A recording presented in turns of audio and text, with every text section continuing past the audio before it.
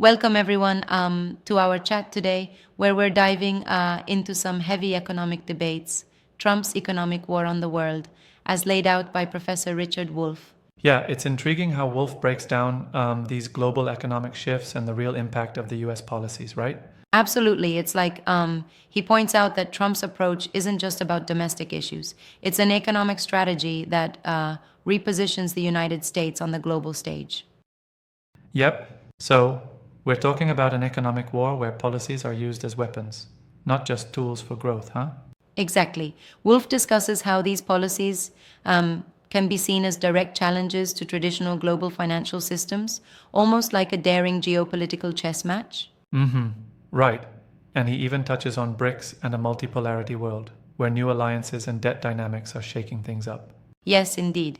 He paints a picture of a world in transformation where the US economic dominance is contested by emerging powers, and debt plays a central role in this global puzzle.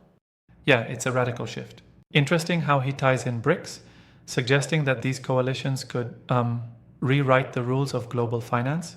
Could you elaborate on that part? Sure.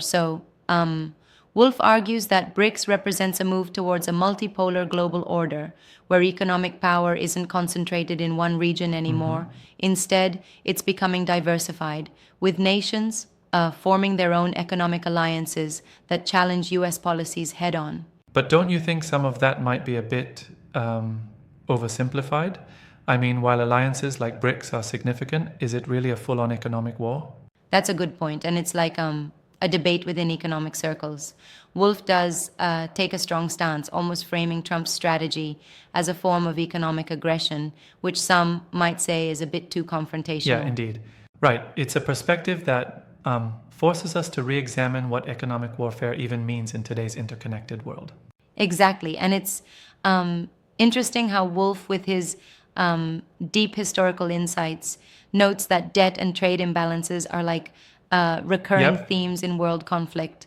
It's almost like he's saying, we've been here before, but in a modern, high stakes version of it, correct? Yeah, totally. And he points out that Trump's policies, be it tariffs or other measures, are designed to disrupt the status quo of global finance. It's akin to shaking a snow globe where the old patterns get, unsettled. That's a vivid image. I find it fascinating, though, that he challenges the notion that these tactics will necessarily benefit the US economy in the long run. How does he argue that point? Well, Wolf asserts that while such actions might create short term advantages, they also risk triggering retaliatory measures and long term instability. It's like you're borrowing trouble when you destabilize the global order with Makes sense. aggressive moves. So basically, he's warning that there's a high price, like in a global battle, when you use economic tools as weapons. Precisely. And what's really compelling is his analysis of how debt plays into this. He hints that shifting power, especially in debt laden relationships, can lead to unexpected consequences. Right, because too much debt can, become a financial ticking time bomb. Yeah, exactly. And in his view, the US approach might even inadvertently contribute to a more precarious global environment. That's right. Wolf's take is that economic weaponry, like imposing tariffs or engaging in debt battles, isn't just about making a profit, but can have far reaching impacts on international stability. Indeed, it's kind of a double edged sword. And now, add in the idea of multipolarity, where power is distributed among several rivals. That really complicates the picture, doesn't it? It does. Imagine it like a game of tug of war among several teams, where no one side holds absolute dominance. Each move by a dominant player, like the US, ripples through the entire system. That analogy really captures it. But do you think his perspective might be a bit too pessimistic? I mean, is there room for a balanced view in all this? That's a fair challenge, and it's like he's definitely leaning towards the idea that these aggressive policies sow long term discord. But, other economists might argue that certain Yeah, measures exactly. can actually revitalize domestic markets despite the global risks. Right? And that's where the debate really heats up.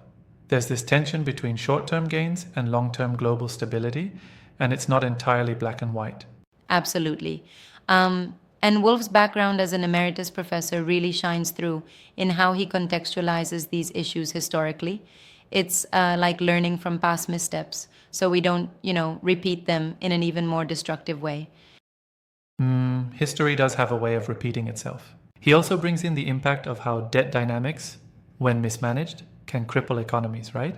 Yes, indeed. He discusses how massive debts, when leveraged to pursue aggressive policies, can backfire over time, resulting in financial crises that unsettle not just a single nation, but, well, the entire global system. Yep, that's quite concerning. And what really stands out for me is his implicit call for thoughtful reform rather than reckless strategies. Would you say that's the crux of his argument? I'd say so.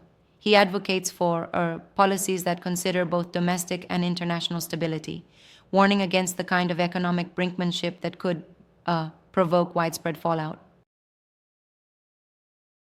It's a strong reminder that every economic move has a global footprint. It's really like a balancing act where one misstep and the consequences just escalate, right?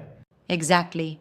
And he uses plenty of historical examples to stress that unchecked debt and aggressive tariffs often lead to long lasting instability. Yep, I agree. But here's a thought. While Wolf's critique of Trump's policies is compelling, could it also be argued that certain aggressive measures are necessary to level the playing field? That's a valid counterpoint. There is an argument that sometimes such drastic actions are intended to push back against unfair practices by other nations. However, Wolf Definitely. seems to caution that the costs of such a showdown might outweigh the benefits in the long run. Right, it's like, sure, you might win a battle, but if the war swings out of control, nobody really wins.